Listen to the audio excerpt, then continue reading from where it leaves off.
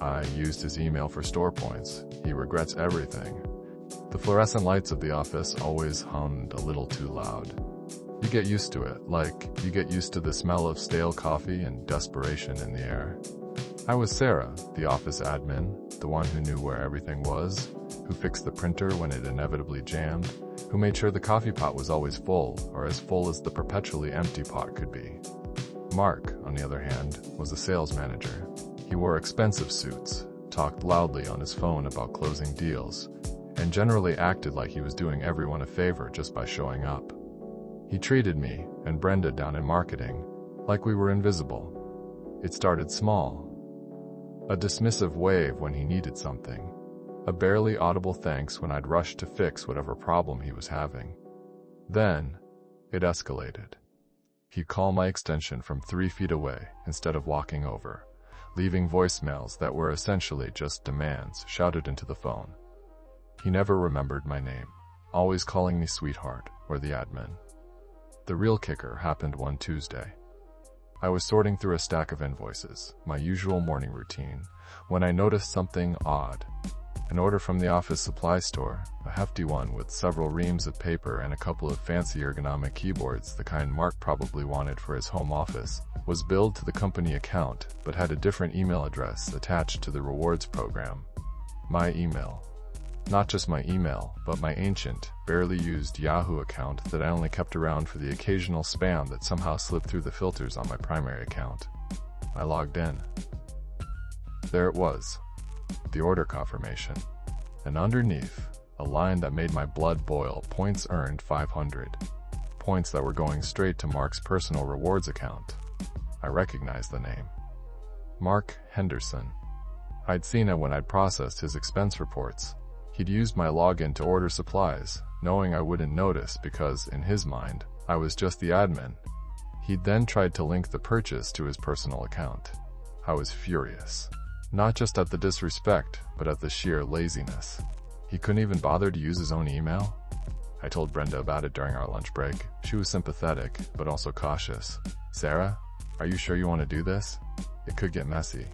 I knew she was right, but I was tired of being the doormat. He's been walking all over me for months, Brenda. This is my chance to push back. That night, I did some research. The office supply store's rewards program was surprisingly lucrative. You got points for everything, purchases, reviews, even just signing up for their email list. And the points could be redeemed for discounts, free stuff, even gift cards. A plan started to form in my mind. The next day, I signed Mark's company email address up for everything the store offered. Newsletters, promotions, surveys, even their ridiculous birthday club. My inbox started to explode with confirmation emails. I created a folder for them, a digital archive of my revenge. Then I started making small purchases. A pack of pens here, a notepad there, all charged to the company account, all accruing points under Mark's email. I made sure to always select the free shipping option, further maximizing the point accumulation. Mark started noticing the influx of emails. "What is all this junk mail?" he asked, waving his phone in my face. "I'm getting bombarded with emails from that damn office supply store." I feigned innocence. "Oh, really? I haven't noticed anything unusual. Maybe you accidentally signed up for their newsletter?" He glared at me, clearly not buying it. "Well, can you unsubscribe me? It's driving me crazy." "Sure," I said, trying to suppress a smile. I unsubscribed him from a few things, the most obvious ones, but left the majority untouched. The emails kept coming, and the points kept adding up. I even started using Mark's email when I'd order office supplies online. The website always asked if I wanted to save the payment information for faster checkout. Of course, I clicked yes, knowing full well that Mark would probably be the one using it next. More points. Brenda kept checking in on me, both amused and worried. "Are you sure you're not going too far, Sarah? What if you get caught?" "I'm being careful," I assured her. And honestly, the satisfaction is worth the risk. But I was starting to feel guilty.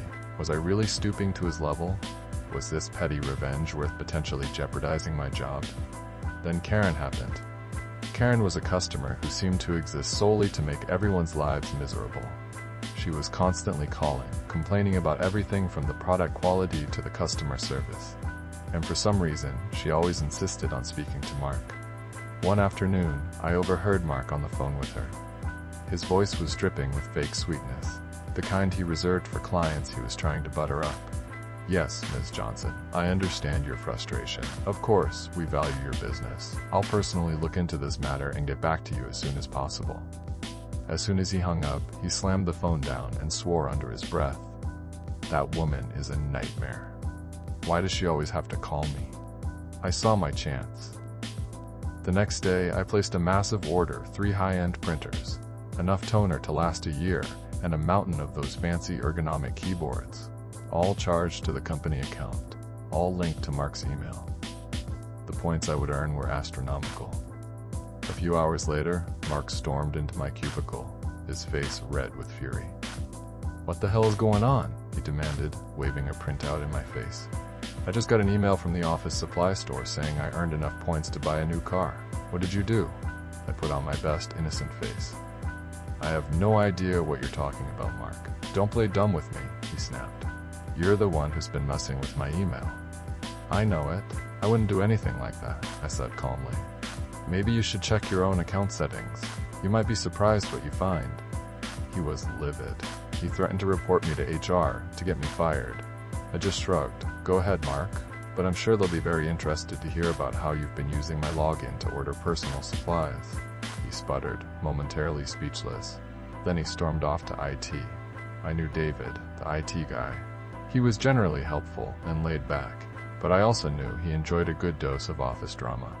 I saw him subtly smirking as Mark frantically explained his situation. David tried to help, but he conveniently forgot the password to Mark's account.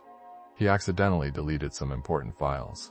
He generally dragged his feet, making the process as slow and painful as possible.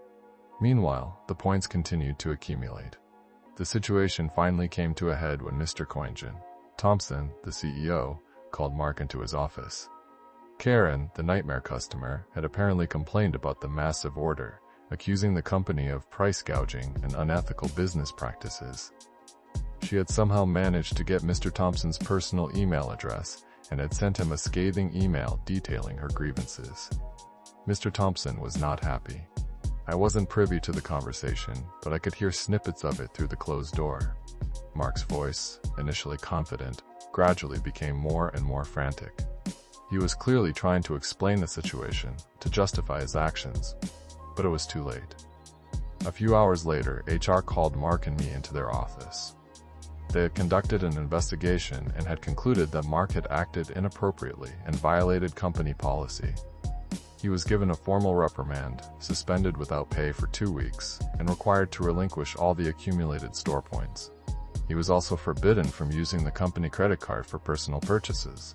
Mark was furious, humiliated. He glared at me with pure hatred in his eyes. "You did this," he hissed. "You ruined me." "Maybe you should have thought about that before you started walking all over me," I replied. The next few weeks were interesting. Mark was a pariah. Everyone knew what he had done, and no one wanted to be associated with him. His sales numbers plummeted, his prospects for advancement disappeared. He was a laughingstock. I, on the other hand, was a hero. Or at least, that's how some people saw me.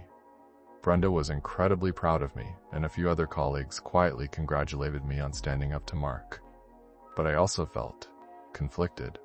I had gotten my revenge, but at what cost? Had I really achieved anything, or had I just sunk to his level? A few weeks later, I was called into Mr. Thompson's office. I was terrified, expecting to be reprimanded for my role in the whole affair. But instead, he offered me a promotion. "Sarah," he said, "I've been watching you. You're smart, resourceful, and you have a good head on your shoulders. I need someone like you in a more responsible position." I was stunned. I accepted the offer, of course. It was a huge opportunity for me, a chance to finally move up in the world.